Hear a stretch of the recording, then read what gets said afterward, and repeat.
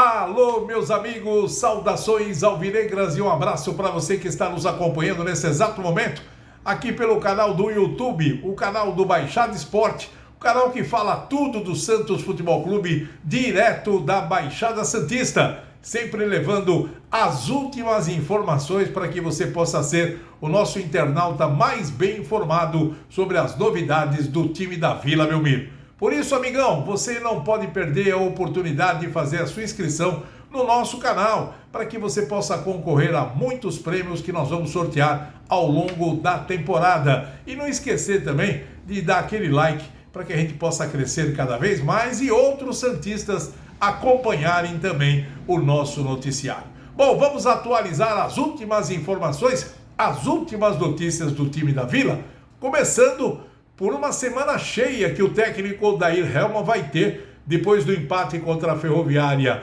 por 1-1 lá no Canindé. A semana cheia para que ele possa preparar o time, a equipe que vai enfrentar o Palmeiras no próximo sábado no Morumbi, hein? Uma semana também para recuperar vários jogadores que estão entregues ao departamento médico do Peixe. Essa é a maior preocupação do técnico Hellmann nesse exato momento, hein? Já confirmou que Felipe Jonathan, com lombalgia, está fora. Rodrigo Fernandes, com dores musculares, também já foi vetado. Além disso, Michael, com edema muscular no adutor esquerdo, também não deve atuar, está fora deste compromisso. Dois jogadores importantes preocupam também o técnico Odair Hellmann: o Carabarral e o Dodi, os dois atletas que saíram do jogo reclamando de dores musculares. E é lógico que essa semana cheia, por isso que vai ser importante para que o departamento médico possa recuperar esses jogadores. É muito esforço, um ano que se iniciou com jogos importantes, muito trabalho físico, e os jogadores acabaram voltando da temporada, né, de férias e tal, e agora estão sentindo todo esse problema. E esses jogadores que acabam sentindo essa contusão têm que trabalhar direitinho para não acarretar problemas maiores, como aconteceu com o próprio Michael, que já está aí, né, alguns jogos fora do time da Vila Belmiro. Agora, o que aconteceu com o Soteldo na partida contra a Ferroviária é que deixou mais preocupado ainda o treinador. Ele acabou sentindo dores no ombro, se reclamou, foi sacado do time, e aí no vestiário acabou falando para o departamento médico, para o médico do Peixe, que estava com muitas dores no ombro, foi levado ao hospital para fazer todo um tratamento e ver aí, né, o que aconteceu com o jogador. Passou por uma análise com ressonância magnética, e nesse exato momento, o CT Rei Pelé, o pessoal está, né, sem divulgar o que aconteceu com o Soteldo.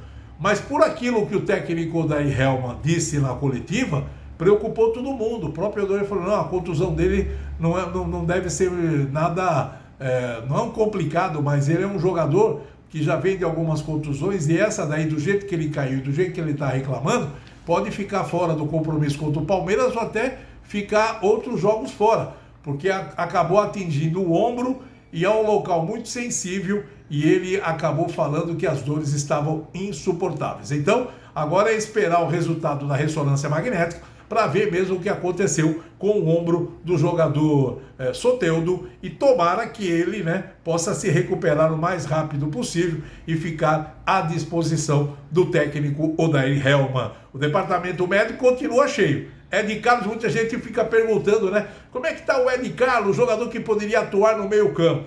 Ele está se recuperando dessa cirurgia no ombro também. Teve um problema no ombro, foi operado, está se recuperando dessa cirurgia. E o outro atleta que continua em tratamento para se recuperar é o Alex, o zagueirão Alex, que se recupera de uma cirurgia também no ligamento cruzado do joelho, e até agora não tem data definida para a volta dos dois jogadores. Vamos aguardar até que ponto esses jogadores estão se recuperando bem, para que eles possam ficar também à disposição do treinador. É bom lembrar que o Santos tem uma sequência de jogos muito complicado nesse mês de fevereiro, hein? Começa com o jogo contra o Palmeiras no dia 4, lá no Morumbi. Depois contra o São Bento, uma das melhores equipes do Campeonato Paulista do interior. A gente pode falar interior, mas da grande São Paulo, né? A gente fica naquela, né, no interior de Sorocaba mesmo. O São Bento vem fazendo uma belíssima campanha e é também um outro adversário que o Santos vai pegar no Canindé no dia 8 agora de fevereiro. Tem um jogo com o São Paulo no Morumbi marcado para o dia 12. O Santos pega o Santo André no dia 16 em Santo André e volta a jogar na Vila com a reforma do próprio gramado, pintura da Vila Belmiro, porque estão fazendo uma pequena reforma lá para que o Santos possa continuar mandando os seus jogos, como também no Canindé, jogo marcado para o dia 20 de fevereiro. São jogos que o Santos vai ter nesse mês de fevereiro e é lógico e evidente que são jogos complicados e o Santos tem que se recuperar nesse campeonato paulista, mesmo porque o Grupo A, onde o Santos está nesse exato momento, o Botafogo de Ribeirão Preto é o primeiro colocado com 8 pontos, aí vem o Red Bull com 7 pontos, a Inter de Limeira, que venceu o próprio São Bento por 1-0, também com 7 pontos, e o Santos é o último colocado com apenas 6 pontos. Na classificação geral, o Santos aí é o 10º colocado. É bom lembrar que esse ano aqui, o Campeonato Paulista vai dar vaga para a Copa do Brasil do ano que vem. Os 6 primeiros colocados do campeonato já tem vaga garantida. Agora, tem aquele detalhe que nós temos no Campeonato Brasileiro. Exemplos, vai que o Palmeiras e que o Corinthians, né, que se classificarem entre os 6 primeiros do Campeonato Brasileiro, eles acabam abrindo mais vaga no Paulista. Então, se alguns deles, primeiro, segundo, terceiro colocado, abre mais 3 vagas. E aí, numa dessa, ao invés de ficar 6, vai ficar 9, né? Até o 9º colocado. Até agora é o 6º colocado que se classifica. Se acontecer isso que eu estou falando no Brasileirão, as classificações dos clubes paulistas, lá em cima, na ponta, onde eles terão vaga também para a Copa do Brasil, abre mais vaga no caso do Campeonato Paulista. Mas, meu amigo, o importante é o Santos se garantir na vaga dele, não ficar preocupado, não ficar pensando nos outros, tem que pensar exclusivamente nele. Bom, janela internacional. Dia 31 de janeiro encerra, né, a janela internacional de compra e venda de jogadores. A primeira janela da temporada. Dia 31 de janeiro, o Santos tem até esse dia ou para contratar ou para vender alguns jogadores. Em termos de contratação, a gente não está vendo nenhuma movimentação da diretoria com relação a isso. Parece que não tem nenhum jogador que o Santos esteja de olho nesse momento para contratar. Agora, para vender, isso pode acontecer. Mesmo porque o Nottingham Forest da Inglaterra fez uma proposta oficial eu já disse essa informação, de 18 milhões de euros pelo jogador Ângelo. O próprio presidente Andrés Rueda e o comitê de gestão estão analisando e estão aguardando agora uma carta oficial com essa proposta e a maneira do pagamento que eles querem fazer pelo jogador Ângelo. Tudo indica que se chegar a isso, a diretoria vai aceitar esses valores e vai vender o Ângelo. Eu recebi uma outra informação na última sexta-feira, direto da Itália, onde eu participo de uma live com jornalistas italianos que cobrem a Roma, a Juventus, a Inter de Milão, que cobrem também o Napoli, que a informação que veio direto de Napoli é que o Careca, que é representante do Napoli no Brasil, estaria trazendo uma proposta também oficial do Napoli para contratar o Ângelo. A informação é que essa proposta é maior do que essa de 18 milhões que o Nottingham ofereceu. A diretoria até agora não recebeu nada, tem até amanhã para se confirmar se vai vender ou não vai revender o jogador, então nós temos que aguardar o que vai acontecer. Uma coisa é certa, o Napoli está investindo nesse exato momento em jovens talentos do mercado brasileiro. E o jogador Ângelo, como o Marcos Leonardo, também foi citado e eles estão sondando esses jogadores. Agora o Napoli investindo no próprio Ângelo abre caminho também para uma tentativa de se contratar o Marcos Leonardo. Bom, para encerrar hoje o noticiário, é a bomba que explodiu e a gente agora vai falar a respeito do que vai acontecer. O presidente Andrés Rueda confirmou a reunião com conselheiros na próxima segunda-feira. Essa reunião, alguns conselheiros pediram para que o presidente se explique e fale o porquê, até esse exato momento, em 3 anos de gestão, o Santos não consegue se ajustar, a equipe não consegue se equilibrar e o time vem contratando mal. E o que ele pretende fazer daqui para frente?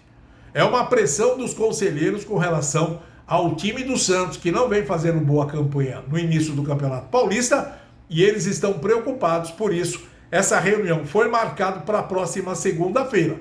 Eles querem saber se a diretoria vai contratar, se a diretoria do Santos tem recursos para contratar jogadores, da onde vem o dinheiro, como é que vai ficar essa situação para reforçar o time para a temporada de 2023. Porque com o elenco que o Santos tem hoje, já está passando sufoco no Campeonato Paulista, imagine Copa do Brasil, Sul-Americana e o próprio Campeonato Brasileiro.